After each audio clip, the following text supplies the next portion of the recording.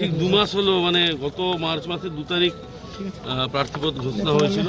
2 মাস ধরে প্রচার অভিযান চলছে এবং আজকে 2 তারিখ 2রা মে আমাদের সকলের কাছে আজকের দিনটি অত্যন্ত বেদনার এবং কষ্টের দিন। কারণ 2021-এর আজকের দিনেই নির্বাচনের ফল প্রকাশের পরে 57 জন ভারতীয় জনতা পার্টি কার্যকর্তা তারা খুন হয়েছিলেন, মায়েরা নির্যাতিতা হয়েছিলেন, হাজার হাজার মানুষ ঘরছাড়া হয়েছিলেন এবং পাশের রাজ্য আসামে গিয়ে তারা আশ্রয় নিয়েছিলেন। আজকের দিনটিকে আমি স্মরণ করি এবং প্রচারের কাজ চলছে এবং প্রচারের কাজ আবার আগামী দিন থেকে আবার যেরকমভাবেই চলার আবার সেভাবেই চলবে। বলছি কাঁথি লোকসভা কেন্দ্রে পটাশপুর, ভগবানপুর সহ বিভিন্ন এলাকায় যে বিভিন্ন কর্মীদের উপর মারধর, পাশাপাশি তাদেরকে ফাঁসানি হুমকি, আর কি আছে এই তৃণমূল পার্টির? আর কি আছে?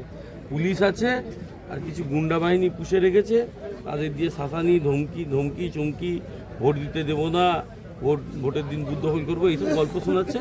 তবে এরা কতদূর থাকবে 25শে মে অবধি সেটা আমার সে সম্পর্কে সন্দেহ আছে। অনেক মানুষ দাবি করছে যে শান্তিপূর্ণ ও অবাধ নির্বাচন কীভাবে সম্ভব? না, শান্তিপূর্ণ অবাধ নির্বাচন হয়েছে। পশ্চিমবঙ্গের 2 দফায় নির্বাচন মোটের পর একেবারে শান্তিপূর্ণ নির্বাচন হয়েছে, কোথাও কোনো বড় ধরনের সন্ত্রাস হয়নি। আর পশ্চিমবঙ্গের নির্বাচনে সন্ত্রাস হবে না সে তো ভাবাই যায় না। নির্বাচন কমিশনকে এই বিষয়ে দেখা উচিত। গতকালও আমরা দেখছিলাম মুর্শিদাবাদে প্রকাশ্যে বন্দুক নিয়ে, বোমা নিয়ে মারামারি চলছে ইন্ডিয়া অ্যালায়েন্সের 2 জোট শরিক দলের, কংগ্রেস আর তৃণমূল। এই তো এই পশ্চিমবঙ্গের রাজনৈতিক বা বলুন সামাজিক অবস্থা নিয়ে গিয়ে মমতা বন্দ্যোপাধ্যায় সৌজন্যে এখানে গিয়ে দাঁড়িয়েছে। ব্যবস্থায় নির্বাচন কমিশনকে গ্রহণ করতে হবে, কঠোর হাতে ব্যবস্থা গ্রহণ করতে হবে। জয়ের ব্যাপারে করে সেন্ট্রাল ফোর্স দেওয়া হয়েছে প্রত্যেকটা বুথে, তারপরেও কি আপনারা সন্ত্রাসের আবহ দেখছেন? না, বুথে সেন্ট্রাল ফোর্স থাকছেন, বুথ দখল হবে না সেটা নিশ্চিত। এরা বুথের কাছ অব্দি ভিড়তে পারবে না, কিন্তু এলাকার মানুষকে চমকানোর চেষ্টা এরা করছেন। এটা শেষ চেষ্টা এদের, তবে সেটাও সফল হবে না। তার কারণ মানুষ একেবারে জোটবদ্ধ ঐক্যবদ্ধ। মোদিজিকে 3য়বার প্রধানমন্ত্রী করা, বিজেপিকে জেতানো এবং 400+ আসনে বিজেপিকে জেতানো, এই নিয়ে ঐক্যবদ্ধ। ওই তৃণমূল বাহিনী পারবে না। এরা সংখ্যায় কতটুকু, এক মুঠা এক ঝোড়া লোক নিয়ে এরা কী করবে? কাঁথির মানুষ বলছে যে শিক্ষা এবং স্বাস্থ্য দিক থেকেই কাঁথি লোকসভা কেন্দ্র প্রতিষ্ঠা বললাম, বা আপনি যদি জেতেন, আপনার দলের পক্ষ থেকে দাবি করা হচ্ছে আপনি জিতবেন ব্যাপক মাস। না, আমি শিক্ষা, কাঁথির মানুষের শিক্ষাতে কাঁথি যথেষ্ট এগিয়ে আমি মনে করি। সেটা তার জন্য কোনো সরকার এর জন্য কৃতিত্ব দাবি করতে পারে না। কাঁথির একটি অত্যন্ত উন্নত এবং অত্যন্ত রিচ একটা কালচার আছে, ওটা কাঁথি লোকসভারই আছে, পূর্ব মেদিনীপুর জেলার আছে।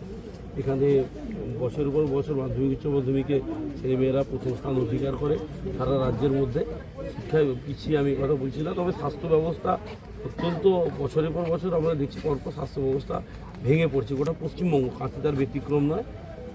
নিশ্চিতভাবে আগামী দিনে আমাদের আদরণীয় প্রধানমন্ত্রী মোদিজি অম্বিকা মেডিকেল কলেজ দিয়েছেন, জেলায় একটি মেডিকেল কলেজ।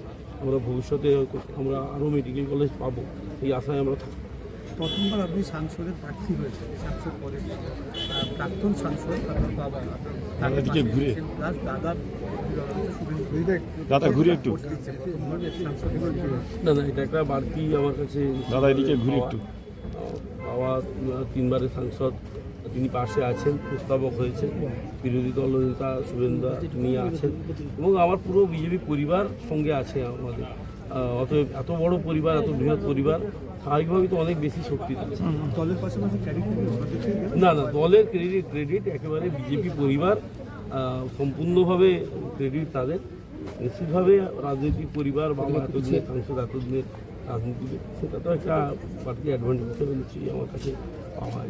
আপনার বিপক্ষে যিনি দাঁড়িয়েছেন তৃণমূলের, তার সম্বন্ধে কি বলবেন? না, আমি কোনো কাজ সম্পর্কে কোনো মন্তব্য। কাঁথিতে বারবার কিন্তু তৃণমূল নেতারা দাবি করছে যে সমস্ত কাঁথি অধিকারী পরিবার সবাই সাংসদ, কিন্তু ভাতা নেওয়ার জন্য এই প্রতিজ্ঞা করছে। মানে তার মানে তৃণমূলের নেতারা স্বীকার করছেন যে কাঁথি কেন্দ্রে মানে ভারতীয় জনতা পার্টি জিতছে, ভাতা তো না জিতলে পাওয়া যাবে না।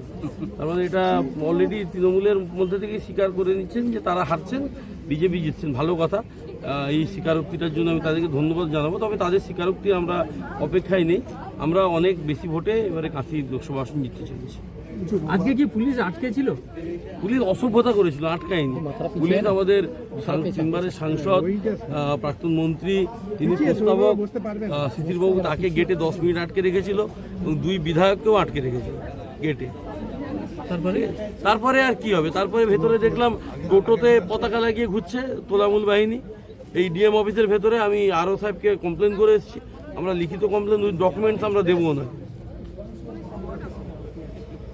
দাদা গত পরশু থেকে গতকাল বারবার ধরে পটাশপুরের ভগবানপুরের পুথুরা আড়ুয়াল সহ বিভিন্ন এলাকায় বিজেপির সদস্য কর্মীরা আক্রান্ত হয়েছে, ঠান্ডা হয়ে গেছে, চিন্তার কোনো কারণ নেই। মানুষ প্রতিরোধ করছে, চিন্তার কোনো কারণ নেই। যে ওসি রয়েছে তার বিরুদ্ধে কিন্তু এর আগে হ্যাঁ, ওসিরা কি করবে? এদের দালালি করছে, নবান্ন থেকে যেরকম নির্দেশ আসছে তারা সেইভাবে করছেন, তাদের নিচুতলা অফিসারদেরকে ব্যবহার করছে। তাদের কোনো দোষ নেই অ্যাকচুয়ালি, ওটাটা তো একদম উপরমহল থেকে হচ্ছে, সর্বোচ্চ স্তর থেকে প্রশাসনে। তার বেশি আর কি বলবো? কমিশনের নালিশ করা হয়েছে, টাইম টু টাইম করা হচ্ছে, তবে নালিশ এবারে মানুষ বুঝে নেবে, নালিশ আর কাউকে করতে লাগবে না। সুরেন্দ্রবাবু, অধিকারী পরিবার বা আপনাদেরকে বারবার দেখা যায় বিভিন্ন সময় কুণাল ঘোষ তৃণমূল নেতা তিনি আক্রমণ করতেন। এখন কার্যত রাজ্যের বিভিন্ন বিষয় নিয়ে তিনি বিস্ফোরক বিভিন্ন মন্তব্য করছেন। না, আমি কারো সম্পর্কে ওই কুণাল ঘোষ সম্পর্কে কোনো মন্তব্য করতে আমি রাজি না। তার অভ্যন্তরীণ লড়াই। পিসি ভাইপো প্রাইভেট লিমিটেড, একজন মালিক, একজন ম্যানেজিং ডিরেক্টর, দুজনের মধ্যে লড়াই চলছে, সেটা তারা বুঝবে, ওদের মধ্যে আমাদের কোনো ইন্টারেস্ট নেই। সন্দেশখালীর ঘটনা নিয়ে হাইকোর্টে পর্যবেক্ষণ, সিবিআই যে তদন্ত করছে সেই সিবিআই তদন্ত রাজ্যকে সহযোগিতা করতে হবে সিবিআই তদন্তে। তার মানে রাজ্য সহযোগিতা করছে না, আর হাইকোর্টের মহামান্য উচ্চ আদালতের রায় প্রমাণ হচ্ছে। বারেই তো এর এখানে সমস্ত রকম কেন্দ্রীয় এজেন্সি তদন্তকে বাধা দেওয়া হচ্ছে, এবং যেখানে তোলামূল বাহিনী ধরা পড়ার সম্ভাবনা হাতে নাতে, যেরকম শেখ শাহজাহানকে বাঁচানোর জন্য এরা সুপ্রিম কোর্ট অবধি ছুটছে, তাই এরা করে যাচ্ছে। এখানেও আমি এই রায়কে স্বাগত জানাই। ও